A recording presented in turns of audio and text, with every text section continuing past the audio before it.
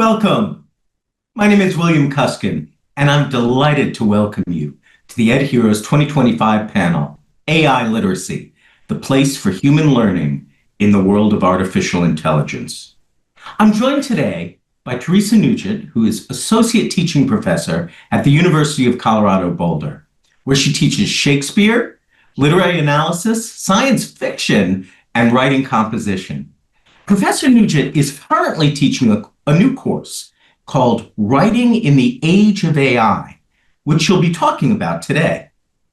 I'm also joined by Professor David Glimp, full professor at the University of Colorado Boulder. Professor Glimp is the author of Increase and Multiply, Governing Cultural Reproduction in Early Modern England. He's the editor of After Critique, as well as The Arts of Calculation, Quantifying Thought in Early Modern Europe. And he has a new book, Security Dilemmas, Fiscal Policy and the Limits of Sovereignty in Renaissance English Literature. It's forthcoming from Cambridge University Press, and congratulations on that, David. Lastly, and related to what he's going to talk about today, Professor Glimp has an additional specialization in computational humanities, and he's co-PI on several major grants focused on incorporating humanities with data science education. So in this panel, Professor Nugent and Professor Glimp will present case studies from classes taught at the University of Colorado Boulder. We'll hear from both of them, and then we'll have some time for some open discussion afterwards. So to start us out, Professor Nugent, would you take the floor? Thank you. Thank you, everyone, for joining us today. As Professor Kuskin just mentioned, I recently began teaching a new course called Writing in the Age of AI. I began thinking about this class in the spring of 23, shortly after I read an article in the Chronicle of Higher Ed by a Columbia University freshman named Owen Kuchizo-Terry, who described how students were really using ChatGPT to write essays. And I'm a student, and you have no idea how much we're using ChatGPT. Terry explains how he prompted AI at each step in the writing process. And he shows, mainly, he wants to point out that AI detectors are not going to be able to identify this kind of usage of AI. But he also wants to send the message that generative AI has rendered the take-home essay useless as a tool for evaluating student learning. And he complains, we're not being forced to think anymore. He urges professors to develop new approaches to education in the AI world. I was dumbfounded by this call for educators to take away the writing as a tool for assessing student learning. This was our go-to assessment method, right? And I was also intrigued by his description of co-creating an essay with AI. Now, this is a writing skill our students will need to know. But Terry's piece also speaks to another desire, one that recent AI innovations have exposed anew, but it's an ancient quest that can be traced back through human history, the search for meaning. Why are we here? What does it mean to be human? What does it mean to think? What does it mean to be? These kinds of questions are at the heart of Terry's plea to be challenged to think. The phenomenon of generative AI amplifies many of these questions by juxtaposing human thinking with large learning models processing. How do AI bots think in some sense of this word? How is that similar or different from how humans think? What is sentience? These are precisely the kinds of questions the humanities help us to address. So I developed Writing in the Age of AI to help students hone practical skills while also exploring philosophical questions about technology and society. We test AI tools and identify what's gained and what's missing when we use them at specific stages of research, analysis, composition, and presentation. We discuss how AI works, its impact in diverse fields, and the ethical concerns it raises. We also read and watch a selection of fictional depictions of AI and its imagined ramifications. This mix of hands-on practice, real-world debate, and hypothetical projections provides significant food for critical thought as we explore the possibilities, risks, and questions that AI raises. Each student also conducts a research project on a specific topic under debate, often related to how AI is affecting their major field of study or their anticipated career path. And they write a position paper using evidence to support their stance, and they use AI tools to help them write this paper.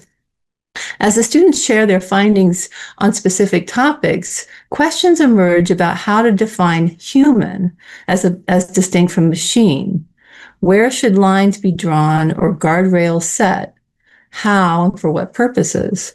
What might be the unintended consequences of specific actions or inactions?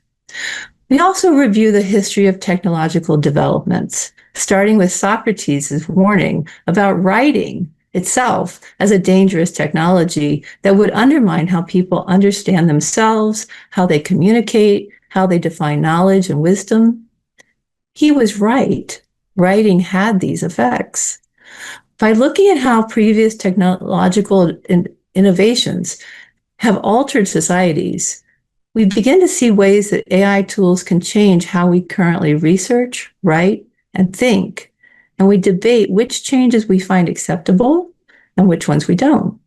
And we don't always agree.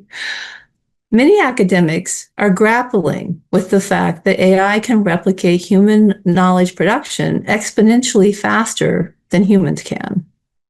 In a recent New Yorker article, D. Graham Burnett, a history professor at Princeton, describes his growing awareness that the world has shifted. He explains, staggering transformations are in full swing. And yet, on campus, we're in a bizarre interlude.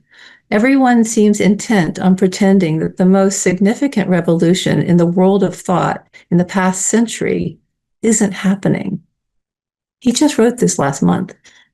He suggests that soon academics will no longer spend years researching and writing monographs. Wow. Burnett emphasizes that despite the uncanny ability of AI chatbots to mimic human thinking, they are not sentient. It is our unique human qualities that we need to embrace as we work with AI generators. This is the purview of the humanities, he reminds us. One of his students perceptively compared the mind-boggling implications of AI to Kant's description of the sublime, specifically how it comes in two parts. First, you're dwarfed by something vast and incomprehensible. And then you realize your mind can grasp that vastness. AI is huge, a tsunami, but it's not me. It doesn't know what it is to be human, to be me. This insight leads Burnett to speculate that the great transformation that AI promises is not the singularity of machine consciousness. Rather, it's the return to the humanities, to the study of being human, not merely knowing information. It's Hamlet's famous question, to be or not to be, and also asking how to be and why. The underlying thread that I see connecting Terry, Burnett, and Socrates, along with many others, is that humans determine the value of whatever AI produces. I think this point is often overlooked, but it's worth serious consideration. If an AI bot draws upon centuries of human texts to present ideas in new ways, that realization only occurs through the eyes and the mind of a human viewer who can recognize and appreciate the implications of the new configuration. I'm suggesting a version of reader response theory for thinking about where meaning in AI-generated text comes from. It comes from the reader. Our task is to train the next generation of attentive readers to privilege the human capacity to create meaning and assign value to texts and images over AI's ability to identify patterns and reconfigure language and images at the speed of light. Shannon Valor, a technology ethicist and philosophy professor at the University of Edinburgh, describes generative AI as a Narcissian mirror that reflects our image back at us. The dangers, she warns, are that we anthropomorphize this image and mistake fragments from the past as portents of the future. I think one way to avoid becoming entrapped in AI's illusion of sentience is to be clear that only humans bestow meaning on what AI generates, not the other way around. Numerous fields, medicine, law, psychology, banking, defense, are currently grappling with how to incorporate AI systems responsibly so that reliance on AI does not become harmful over-reliance and blind acceptance. Human values need to guide the design of AI and the type of data that we feed into it. AI literacy is an essential skill, which both educators and students need. But in response to AI, we also need to reevaluate what it means to be human, why that matters, and how human relations form the vital tissue that constitutes a life worth living. Students of the humanities learn how to imagine other people's diverse needs, desires, and viewpoints. They cultivate empathy and compassion, which inform how we shape the human values that will ground and guide us on the AI journey ahead. Thank you. Wow. Wow. That was wonderful. The notion that we reevaluate Hamlet's question, to be or not to be at this moment, Teresa, incredibly powerful. I want to put those thoughts on hold because I want to hear what David Glimp has to say, and then we'll come back and we'll bring everything back together. So thank you, Teresa. That was great. David, let me turn to you and give you the floor.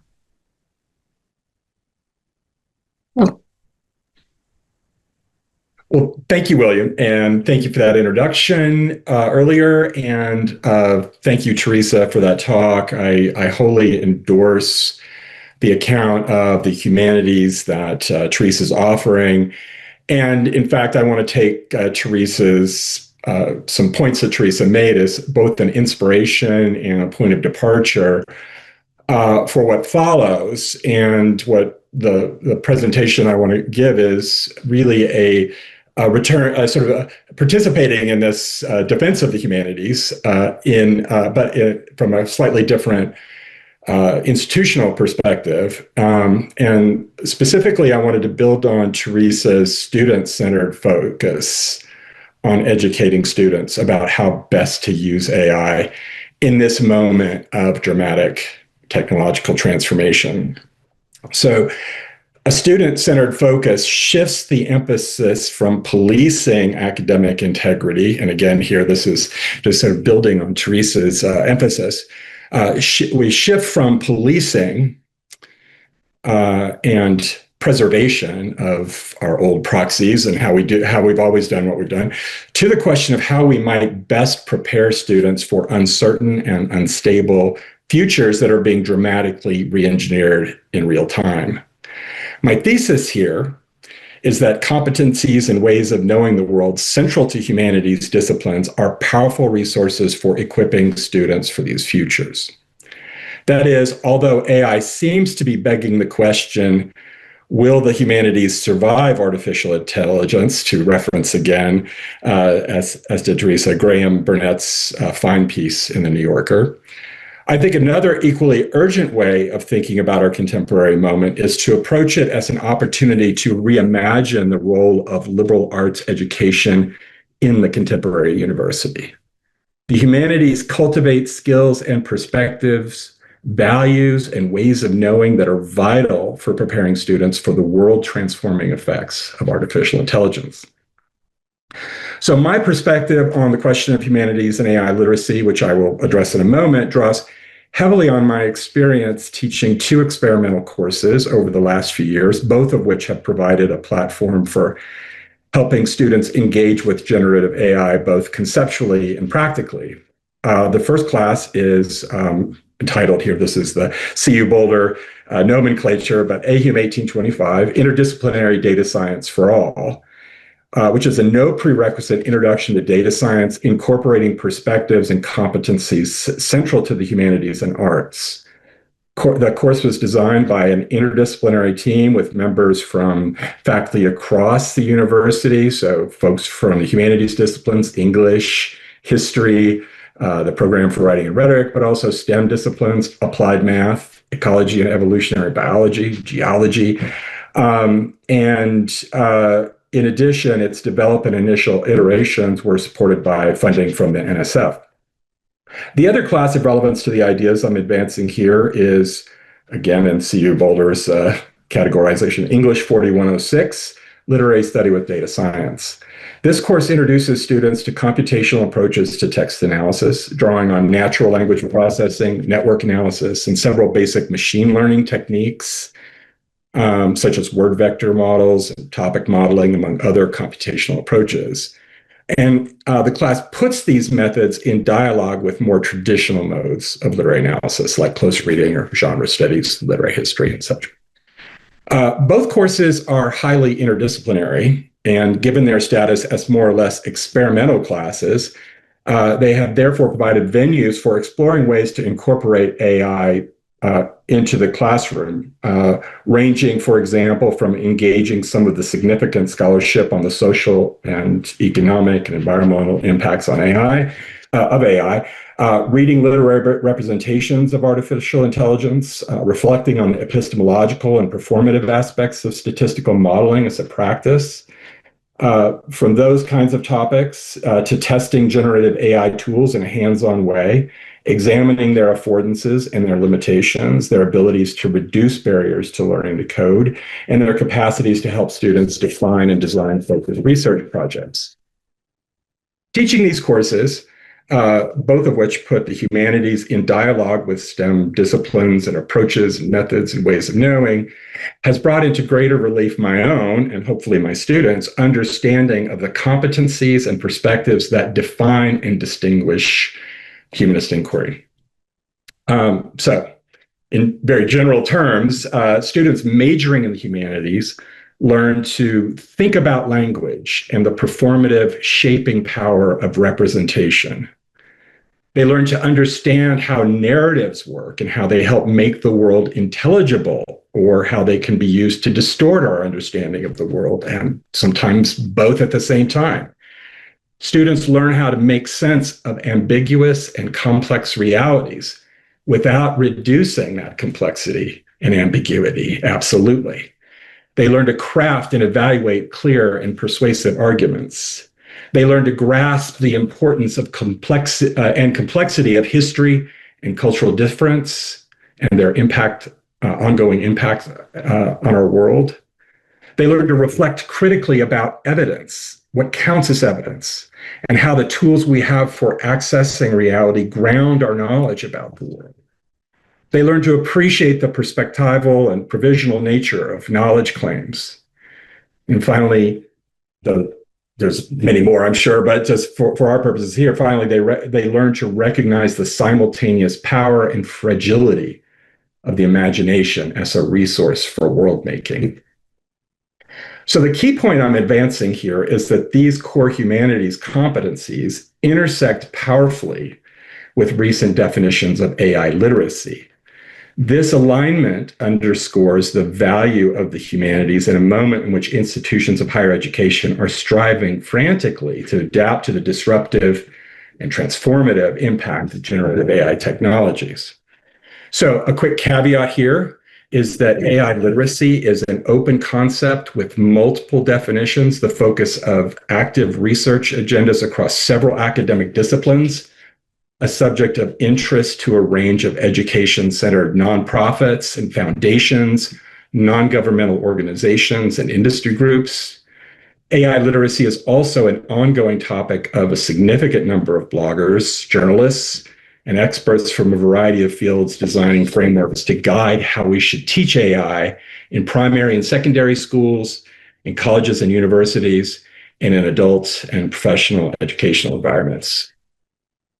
So a survey of a broad swath of recent literature on the subject indicates the rich variety of frameworks being developed in this moment, each with their own aims and emphases. This variety and divergence notwithstanding, I found that across the literature survey that there was something of an emerging consensus definition, or at least a set of key components that emerge frequently across several of these studies and review articles. And according to this consensus, most clearly articulated by DTK Ng and his research group, and I'll just give the title here. The title of that article is Conceptualizing AI Literacy and Exploratory Review, which appeared in Computers in Education, Artificial Intelligence in 2021, but has been influential in a sort of number of studies. This is only one of the articles that I studied. The UNESCO AI competency framework for students is sort of widely considered as well. There's a number of different studies. The Digital Education Council has a statement. Anyway, a number of sort of a large number of essays. I'm picking these out just for sort of calling these out, but there's the literature I reviewed is relatively extensive. In any case, the consensus that's emerging is that AI education should address the following four emphases. The first emphasis, understanding AI, what it is, how it's made, how it's being deployed. Second emphasis, using and assessing AI, learning how to prompt AI, which tools to use, when, evaluating their efficacy and impact, in what contexts. Third emphasis, creating with AI in responsible and appropriate ways, learning how to make things with AI across many different disciplines in ways attuned not only to their efficiency and effectiveness, but also to their impact. And finally, ethical reflection on AI tools and uses, understanding it, applying it, creating with it, and ethically reflecting about it. So again, each of the literacy frameworks that you'll come across will provide different emphases across these, but this is a kind of an emerging consensus. And one scholar, Al-Matrafi and others et al., sort of found that 91% of the AI frameworks in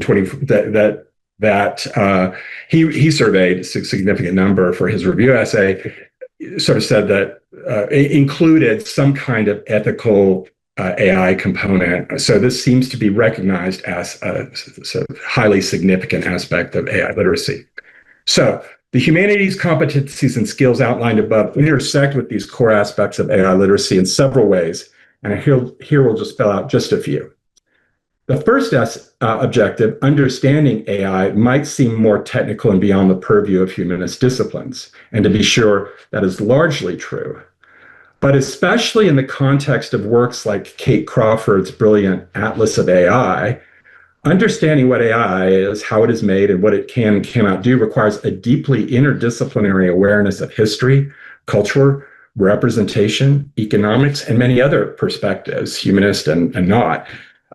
Speaking from a literary perspective, large language models operate on many assumptions about language, about representation, and about how meaning is made. And humanists know a lot about language and about representation and about how meaning is made. The humanities' attention to language and representation highlights the complexities of meaning and textual creativity across many historical and cultural contexts frequently erased or elided or marginalized during the process of training large language models. As such, what we teach our students in humanities can help augment their understanding of the distinctiveness and limits of tools built on statistical regularity. The second objective, teaching students to use and assess AI, likewise seems primarily technical in nature, but effective prompting requires the ability to think clearly about complex realities, to communicate effectively and clearly, to read rigorously and assess the quality of the writing generated by AI chatbots. Gauging the usefulness of AI tools and learning to use them effectively requires an ability to assess the prose they generate, testing the quality and veracity of the claims they make, the perspectives they privilege and those they elide, and critically distinguishing what is useful and what is not. These skills, which again are central to humanistic pedagogy, are crucial elements for transforming these exotic mind-like entities, to quote the philosopher Murray Shanahan, into a resource capable of elevating and expanding students' capacities for thought and action. The humanities and arts are ripe for opportunities for creating with AI, the emphasis of the third component of AI literacy noted here. But the emphasis on creating with AI requires not only technical skills, but also capacities for logical analysis, as well as cognitive resources for historical reflection and cultural awareness. Designing and implementing AI requires a considerable amount of technical know-how, to be sure, at least for the moment. But doing so responsibly requires a deep awareness of the complex realities of both the organization or institution with which the AI tools will operate and the world outside these organizations. Students will need to be equipped with a historical and cultural awareness to anticipate and address, as part of the creative process, the potential impacts of AI in the world. Humanists cultivate precisely such forms of historical and cultural awareness, vital for the kinds of engaged skepticism responsible AI requires. Which leads to my fourth point. The contributions that humanists can provide, the fourth listed objective, that is ethical reflection, might be most readily apparent. Ethical reflection pervades humanist inquiry and pedagogy. Here it bears remarking that ethical reflection takes many forms, and humanists are prepared to help students understand the variety of ways people across the world and throughout history have deliberated about who we should be, how we should act, about our obligations to others, about the aims and ends of individual and collective action in the world. Ethics is not a checklist. Helping these students navigate multiple ethical traditions, emphasizing individual virtues or utility or various forms of communal obligation, to name only a tiny number of the schools of ethical thought that have existed and are out there now, can provide robust resources for students as they prepare to encounter, use, and in some cases design AI tools both in and beyond the academy. In more general terms, and by way of conclusion, I would say that implicit in the effort to define and cultivate AI literacy is a desire to expand and direct human agency, to ground it in a clear normative and practical framework to help students and faculty navigate this volatile and uncertain moment of technological transformation. And that is an aim central to the humanities as well. Despite the widespread defunding and marginalization of the humanities at most campuses, at least in the United States, the humanities can play a key role in the work of equipping all students for the volatile and uncertain ahead of them. Thank you. Wow, David, that was excellent. Really, really powerful. Your 4 points, understanding, using, creating, and reflecting, that you've drawn from the literature. Thank you for that. Tremendously useful. But really, I want to thank you for your phrase that the humanities recognize the simultaneous power and fragility of the imagination of world building. That's really wonderful. I think that connects so powerfully with what Teresa gave us about our situation as we are each Hamlet now, thinking about being in this new moment. So I want to start us off with a really direct and I think kind of bald question. You're both teachers of writing on a very fundamental level. Doesn't AI fundamentally undermine the project of teaching writing and critical thinking? And when you allow it in your classrooms, doesn't it simply cut the project of the humanities at its knees? I'd like to hear you both on this, because I think this is a essential question that teachers are wrestling with.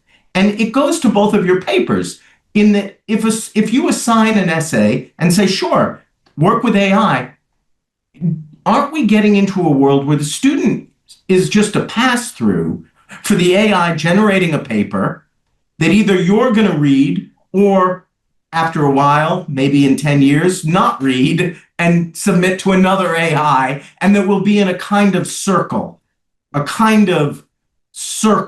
of AIs talking to AIs about the idea of critical thinking? So I don't know who would like to address this first, but I would really love to hear you think about how if you believe that we are still teaching critical thinking in the world of AI.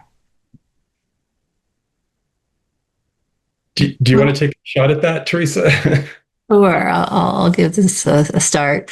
I think it's a yes and no answer. I think there are times when we need to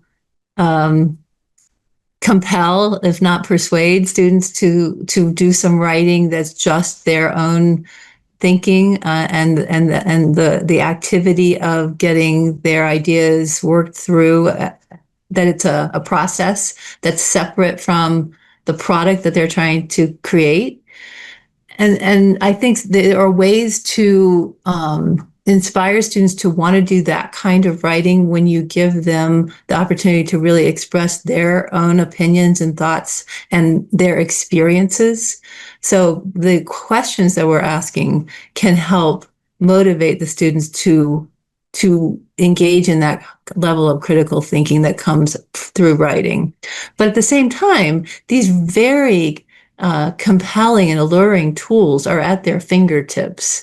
And if we try to ignore that they are there, I remember, a few decades ago, people trying to say, oh, just ignore that internet thing and do your research in the library. That didn't work out very well. And so I think right now it's the shiny object that the students want to play with. So we actually can really take advantage of that curiosity and that the sort of illicit allure of AI by giving them the opportunity to play with these tools and guiding them through the process of critically reflecting on what they offer as part of that process. And I think like one of the things that I read recently discussed how in the near future, probably more and more of just day-to-day practical writing will be done through AI, and that the type of writing that we in the humanities and liberal arts want to help our students develop as a learning tool is going to be a very specific kind of writing. And maybe that will become more develop a higher status amongst people, because it's more their own thing that they are creating.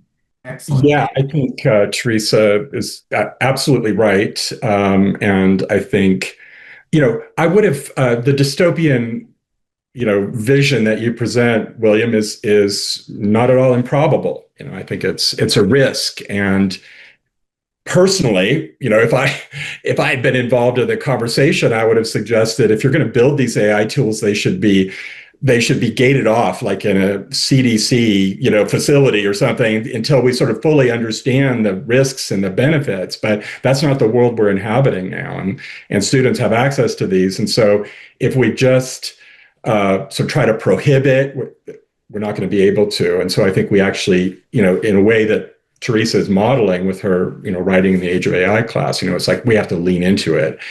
I would just sort of say, I think, building on one of Teresa's point, I think we have to appeal to students' self-interest.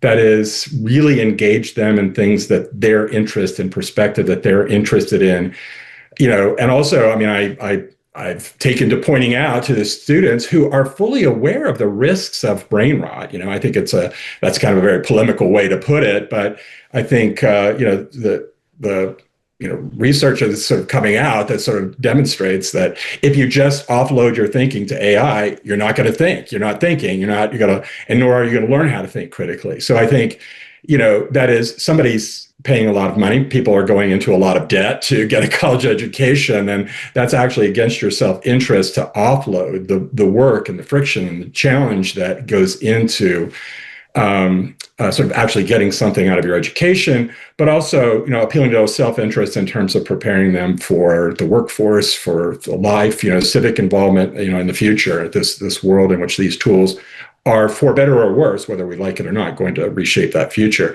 I think it takes a lot of scaffolding of the kind that Teresa's talk, and I also talked about, and I also think about that just very quickly. Like, I think we have a moment here to actually enlist students in the project of evaluating these tools. Unless you're over in, computer science or info science or, sort of a place like that where you're actually designing and building these things. And, even the most advanced, computer scientist or, AI expert doesn't really understand, what the neuron in the transformer architecture, what one neuron is actually doing, so like these systems are largely opaque, but we are at a moment we're kind of all learning. We're all sort of dealing with the unfolding impact again in real time. And so, one thing I did with my my literary study with data science classes, I actually just said at the beginning of the semester, I'm not going to make anybody do anything they don't want to do, but I would like to actually turn this class into a laboratory. And what we're going to do is we're going to explore what these tools, we're going to sort of use them for everything we can and feasibly, and we're going to explore what they can do and what they're good at. So I brought into class one day a reading. I built this class around a number of science fiction texts and then large science fiction corpora. And, I had the AI do a reading for the text of the day. And the students actually really dove into like, well, okay, this is wild, but it missed this and it missed this and it assumed that. And it was like kind of hyping up and it was telling you what you wanted to hear. Like that was actually it was probably one of the deeper sort of engagements with the literary text by virtue of bringing AI into the classroom. We sort of looked at the affordances, things like character recognition or named entity recognition are actually very difficult computational processes. They are imperfect, especially in literary text. And AI actually had some strengths. So we were able to use it to incorporate it into our workflows. AI can actually help out with building dictionaries for sort of dictionary-based analysis, which is like, if you think about sentiment analysis as a common machine learning task or computational task. And finally, using tools like Elicit or Perplexity for beginning the process of research. So anyway, I just think that was actually, that class was actually really, I think, elevated by virtue of turning it into a laboratory, and helping us sort of really enlisting the students in the project of thinking critically about what these tools are good at, what their limits are, what we can do with them, what we should be wary of. Excellent, excellent. So I'm hearing from both of you this notion, we're at this moment of transition. There's no question that it intersects with literally how we define writing and how writing will emerge in the future.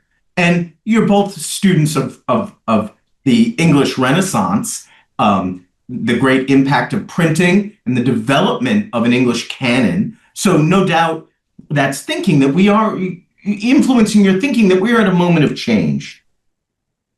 You both also are talking about how students are actively evaluating AI. And I wonder, we only have about 5 more minutes left to our talk, but I wonder if you would each give a really concrete example, maybe the best AI mode of teaching that you've done that someone watching our talk might utilize and begin to experiment in their own classroom. Teresa, if you would go first, I'll just Sure. First, I think I'd like to mention that the student response to testing and playing with these AI tools is quite varied. And there are some students who finish the semester and decide, I don't want to use these tools. And they have a lot of different reasons behind those decisions. But then there are other examples that I've experienced with teaching. I teach in class, in-person classes, and I teach a lot of asynchronous online courses. And one of the benefits of providing AI chat scenarios for students is that they can take the conversation that was the collective conversation of the course, and they can take it in whatever direction they're interested in. So for an example, when I was teaching Shakespeare, and it was early in the AI phenomenon of generative AI, my students were all writing reflections about Othello.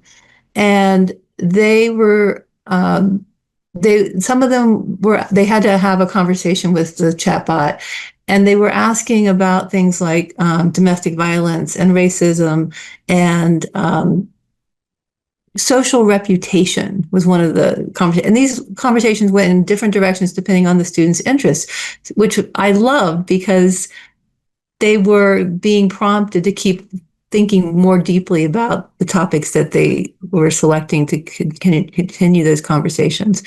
One of the students had a long conversation about reputation and Iago's two different versions of reputation that he describes in that play.